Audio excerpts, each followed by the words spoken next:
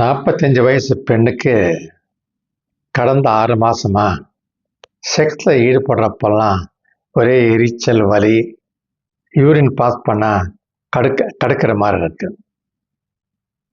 Infection எதாவது இருக்கான்னு சொல்லி டெஸ்ட் பண்ணி பார்த்துருக்காங்க. இன்ஃபெக்ஷன் ஒன்றும் இல்லை. இப்போ இந்த அம்மா சந்தேகப்படுறாங்க, ஹஸ்பண்ட் வெளியே எங்கேயாவது போயிட்டு அதனால ஏதாவது பால்வினை நோய்கள் வந்திருக்கான்னு சொல்லிட்டு.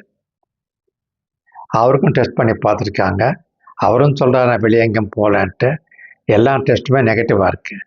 இந்த மாதிரி இருக்கிறப்ப ஏன் சார் எனக்கு இந்த மாதிரி வலிக்குது, முதல்லலாம் கிடையாது, ரொம்ப சந்தோஷமாக இருந்தேன், ஒரு 6 மாதமாக தான் இருக்குது, ரொம்ப பிரச்சனையாக இருக்குது, இதை தாண்டி வர்றதுக்கு ஒரு வழி சொல்ல முடியுமா கேட்குறாங்க. இவங்க டெஸ்டெல்லாம் பண்ணி வலி இல்லைன்னு சொல்லிட்டாங்க. அதனால கவலைப்படுறதுக்கு ஒன்றும் கிடையாது. இன்ஃபெக்ஷன் இல்லைன்னு சொல்லிட்டாங்க. அதனால கவலைப்படுறதுக்கு ஒன்றும் கிடையாது. அநேகமாக இது மெனோபாஸ் நடக்கிறதுனால வர்றதுன்னு சொல்லணும். இதை பற்றி கொஞ்சம் தெளிவாக தெரிஞ்சுக்கணும். இந்த பெண்ணுக்கும் டெஸ்ட் பண்ணி பார்த்துருக்காங்க. எந்த விதமான நோய் இன்ஃபெக்ஷன் இல்லைன்னு சொல்கிறாங்க. ஹஸ்பண்டுக்கும் டெஸ்ட் பண்ணி பார்த்துருக்காங்க. அவருக்கும் ஒன்றும் இல்லைன்னு சொல்கிறாங்க. மேற்கொண்டு ஹஸ்பண்ட் சொல்ல நான் வெளியே எங்கேயும் போகலன்னு சொல்கிறாரு. ஆகையினால பால்வினை நோய் வர்றதுக்கு வாய்ப்பே கிடையாது.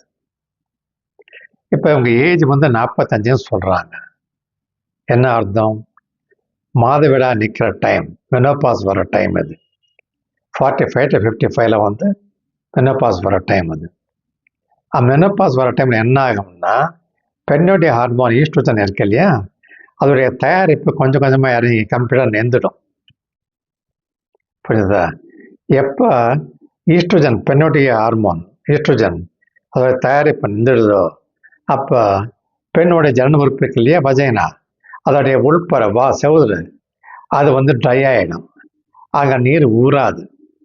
பொதுவாக செக்ஸில் ஈடுபடுறப்போ, ஃபோர்ப்ளேல ஈடுபடுறப்போ, ஆசைப்படுறப்போ ஆணுக்கு விருப்பத்தன்னை ஆண் உறுப்புலேருந்து ஒரு கோந்து மாதிரி வர மாதிரி, திரவம் வர மாதிரி, பெண் உணர்ச்சி வசப்படுறப்போ பெண்ணுடைய ஜனன உறுப்பு நீர் ஊறும். ஆகையினால என்ன ஆகும்? செக்ஸில் ஈடுபடுறப்போ, இன்டர்கோர்ஸ் பண்ணுறப்போ எந்த விதமான உளைச்சல் ஏற்படாமல் ஸ்மூத்தாக இருக்கும். ஒரு பிஸ்டன் அண்ட் ரிங் மெக்கானிசத்தில் லூப்ரிகேஷன் போட்டால் ஸ்மூத்தாக தானே இருக்கும், இல்லைன்னா கரகர சத்தம் போட்டு தான் இருக்கும் அது இன்ஜின். அதே மாதிரி தான் இயல்பாக கொடுத்தது. அந்த நல்லா இருக்கணும்னா ஈஸ்ட்ரோஜன் ஹார்மோன் தேவைப்பட்ட அளவுக்கு. எப்போ ஈஸ்ட்ரோஜன் ஹார்மோன் அளவு கம்மியாயிடுச்சோ, தயாரிப்பு நின்றுச்சோ, லூப்ரிகேஷன் இருக்காது. ரெண்டாவது, அந்த செவுறு இருக்கு இல்லையா, உள்புற வஜைனல் வால், அது தின் ஆகிடும். அப்போ என்ன ஆகும்? செக்ஸில் ஈடுபடுறப்ப உரசல் ஏற்பட்டு வலி எரிச்சலுக்கு தான் செய்ய போகுது.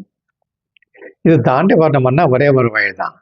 ஒன்று, டாக்டர்கிட்ட கன்சல்ட் பண்ணி அவங்க பரவாயில்ல உங்களுக்கு பிரச்சனை வராதுன்னு நினச்சா ஈஸ்ட்ரோஜன் ஹார்மோன் க்ரீம் கொடுப்பாங்க. அது பெண்ணுடைய ஜனன உறுப்பு தடவிக்கலாம். அப்படி அது வேணாம்னு நினச்சாங்கன்னா ஆர்டிஃபிஷியல் லூப்ரிகன்ட் சொல்லுவாங்க, மார்க்கெட்டில் நிறைய இருக்குது. அலோவேரா ஜெல்லு, கேவே ஜெல்லி, லூபிக் ஜெல், அந்த மாதிரிலாம். அந்த மாதிரி லூப்ரிகன்ட் யூஸ் பண்ணாங்கன்னா செக்ஸில் ஈடுபடுறப்ப இந்த வலி எரிச்சல் இல்லாமல் இருக்கும், லூப்ரிகேட் நல்லா இருக்கும்.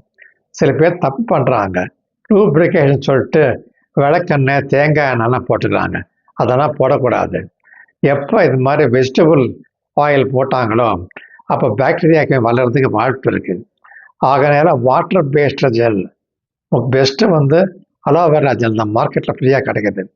அது வாங்கி அது தடவிக்கலாம். செக்ஸில் ஈடுபடுறப்போ அவருடைய ஆண் உறுப்புக்கு மேலே தடைய விடலாம், உங்கள் பெண்ணுடைய ஜனன உறுப்பு உள்ள தடைய விடலாம். அப்போ செக்ஸில் ஈடுபடுறப்போ எந்த வலியும் இருக்காது. கவலைப்பட வேணாம். உங்களுக்கு எந்த விதமான நோயும் கிடையாது, முக்கியமாக பால்வினை நோயும் கிடையாது. சந்தோஷமாக இருங்க.